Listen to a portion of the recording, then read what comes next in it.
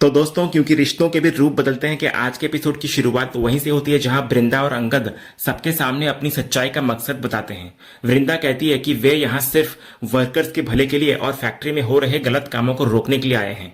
इधर अंगद बताता है कि उसकी जांच में पता चला है कि जिस इंसान को वे बड़े साहब समझ रहे थे, वही कुछ लोगों के साथ मिलकर फैक्ट्री का माल और पैसा गायब कर रहा था। वृंदा कहती है कि उसके साथ मंगल और कुंज बिहारी भी मिले हुए थे।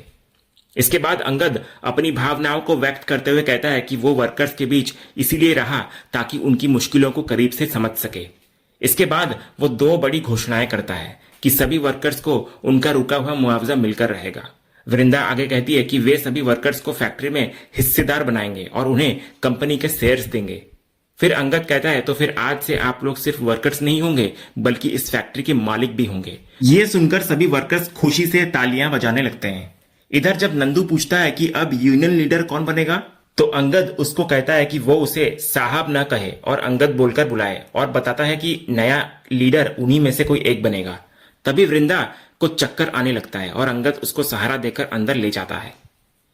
उधर फैक्ट्री के अंदर भारती अकेली होती है और अंगद के साथ बिताए हुए पलों को याद कर रही होती है। उसको याद आने लगता है कि कैसे अंगद ने पहली बार उसको मंगल से बचाया था और कैसे उसने अंगद से अपने प्यार का इजहार किया था। फिर वो उस टेबल के पास जाती है जहां अंगद एक मजदूर के रूप में अकाउंट्स का काम किया करता था। वो उस जगह को देखती है जहां वे अक्सर मिलते थे। कुछ बॉक्सेस होते हैं और एक बार उसने अंगद को गले भी लगाया था वहां पर। वो अंगद की कुर्सी पर बैठकर रोने लग जाती है। तभी इतने में मालती वहां आती है और भारती से माफी मांगती है। तो भारती कहती है कि वो बड़ी है, उन्हें माफी मांगने की जरूरत नहीं है। तो इस पर मालती कहती है कि उसने भारती के साथ बहुत गलत किया है। तो भारती परिपक्वता दिखाते हुए कहती है कि मालती ने जो भी किया अपनी बेटी के लिए किया। तो मालती कहती है, तू भी तो किसी की बेटी है ना, तो गलत तो हुआ है ना तेरे साथ, पर मैं बस इतना चाहती थी कि तेरा दिल भी ना टूटे और तू रिश्ता भी तोड़ दे। इस पर भारती एक बहुत ही सुंदर बात कहती है, दिल तो टूट गया है आई, पर इस बात का अच्छा भी लगता है कि इस बार दिल बहुत अच्छे इंसान के लिए टूटा है जो अभी मेरे साथ है और उसकी बीवी भी मेरे साथ है। मुझे तो बस एक दोस्त की जगह दो दो दोस्त मिल गए ना आई। ये सुनकर मालती भावुक नजर आती है और उसे एक माँ की तरह हमेशा खुश रहने की दुआ देती है। वे दोनों गले लगकर रोने लगती हैं। तभी भारती बोलती है कि एक माँ को गले लगाकर उसे बहुत सुकून मिला है। ये एहसास उसे अपनी माँ के जाने के बाद कभी नहीं मिला। इस पर मालती बोलती है, आज से मैं तेरी माँ हूं बेटा। तो भारती भावुक होकर फिर से उसके गले लग जाती है और उसको धन्यवाद कहती है। इसके बाद मालती भारती से विदा लेती है। वो कहती है कि वो उसे कभी भूलेगी नहीं और जब भी भारती का मन करेगा वो उससे मिलने आ जाया करे। इसके बाद मालती चली जाती है। दूसरी ओर वृंदा के कैबिन में वृंदा अंगद के कंधे पर सिर रखकर लेटी होती है और पूछती है कि क्या आई एयरपोर्ट पहुंच गई होगी। लेकिन अंगद इधर अपने ही ख्यालों में खोया होता है। वो लीडर के पद के बारे में सोच रहा होता है। वृंदा भी कहती है कि बीकू दादा की जगह लेने के लिए किसी काबिल इंसान की जरूरत है। तो अंगद भी कहता है कि उसके दिमाग में एक नाम है। उधर वर्कर्स के बीच सब लोग नंदू को अगला लीडर बनने के लिए कह रहे होते हैं, लेकिन नंदू मना कर देता है। वो कहता है कि उसमें वो अनुभव और काबिलियत नहीं है जो बीकू में थी। इसी बीच इधर सुरेश विक्रांत से पूछता है कि अगला लीडर कौन बनेगा। तो विक्रांत चिढ़कर कहता है कि उसे नहीं पता। फिर वो अपनी हताशा व्यक्त करता है कि कैसे अंगद और वृंदा ने मिलकर उनको धोखा दिया और वो बाल बाल बच गए। वो इस बात से भी परेशान होता है कि मंगल और कुंज बिहारी के जेल जाने के बाद फैक्ट्री में उनका कोई आदमी अब नहीं बचा है।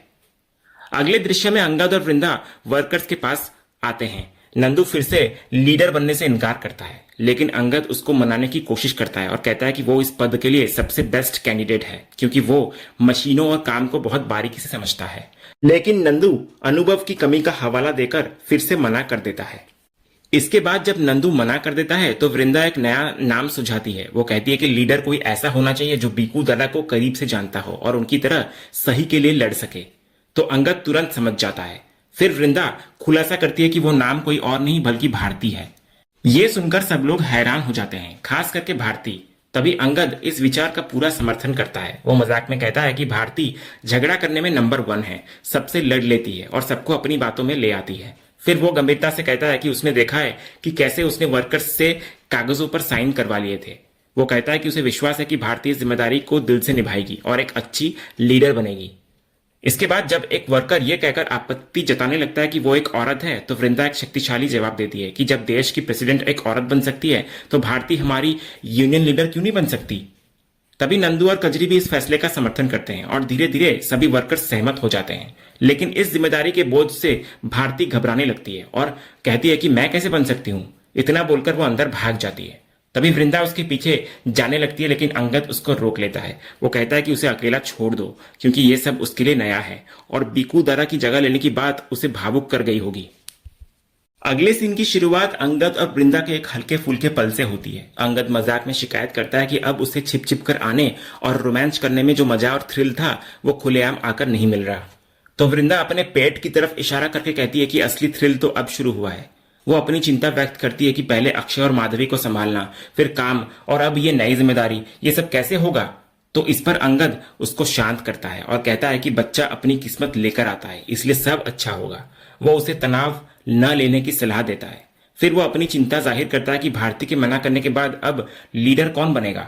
इस पर वृंदा मजाक में पूछती है कि उसको भारती की याद क्यों आ रही है। तो अंगद इस पर वृंदा को छेड़ते हुए कहता है कि वो अभी भी भारती से जलती है क्या। इस पर वृंदा अंगद के गले लग जाती है और स्वीकार करती है कि पहले उसको जलन होती थी लेकिन अब नहीं। वो कहती है कि वो डरी हुई है और उसे खोना नहीं चाहती। तो अंगद भी उसको गले लगाकर कहता है कि वो उसे छोड़कर कहीं नहीं जाने वाला। फिर वे दोनों इस बात पर चर्चा करने लगते हैं कि लीडर के लिए अब क्या किया जाए। लेकिन अंगद रोमांटिक मूड में आ जाता है। वो कहता है कि इतने दिनों बाद उसको अपनी पत्नी के साथ समय बिताने का मौका मिला है तो उसे काम की बातें नहीं करनी। इसके बाद वो वृंदा को गले लगा लेता है और दोनों एक साथ खुश नजर आते हैं। दूसरी ओर भारती का मन अभी भी दुखों के साये में होता है। वो अपने घर की जमीन पर बीकू दादा की तस्वीर को सीने से लगाकर बिलक बिलक कर रो रही होती है। उसे अपने पिता द्वारा किए गए संघर्ष, उनकी अंतिम इच्छाएं और वो मनहूस दिन याद आने लगता है जब सिंदूर की रस्म के बाद ही उसने अपने पिता को खो दिया था। वो पूरी तरह टूट चुकी होती है। फिर एकांत में वो दरवाजा खोलकर बाहर की ओर किसी को निहारती है, मानो वो बीकू दादा की मौजूदगी को आज भी अपने आसपास महसूस कर रही हो। अगले सीन में फैक्ट्री पर अंगद सभी वर्कर्स को इकट्ठा करके कहता है कि यूनियन लीडर का पद एक बहुत बड़ी जिम्मेदारी है। वो भारती की ओर देखकर कहता है कि उसके और वृंदा के हिसाब से वो इस पद के लिए सबसे काबिल थी, लेकिन वे उस पर कोई दबाव नहीं डालना चाहते। इसीलिए अंगद ये फैसला वर्कर्स पर छोड़ देता है कि वे अपने बीच में से किसी एक को चुने। इसके बाद जब वर्कर्स आपस में चर्चा कर रहे होते हैं तो अंगद और वृंदा इशारे से भारती को प्रोत्साहित करते हैं। तो अचानक भारती घोषणा कर देती है कि मैं बनूंगी लीडर। ये सुनकर सभी वर्कर्स खुशी के मारे तालियां बजाने लगते हैं। इधर वृंदा भारती का हाथ पकड़कर उसको धन्यवाद देती है और कहती है कि उससे अच्छा लीडर कोई नहीं बन सकता।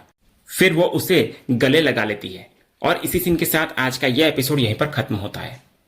तो दोस्तों, आपको आज के एपिसोड का अपडेट कैसा लगा, अपनी राय हमें कमेंट बॉक्स में जरूर बताएं। अगर आपको आज का ये वीडियो पसंद आया हो तो वीडियो को लाइक और शेयर जरूर करें और ऐसे ही लेटेस्ट एपिसोड का अपडेट जानने के लिए हमारे इस चैनल को सब्सक्राइब करना ना भूलें और बेल आइकन को भी जरूर दबाएं। हम मिलेंगे अगले एपिसोड के अपडेट के साथ। तब तक के लिए धन्यवाद।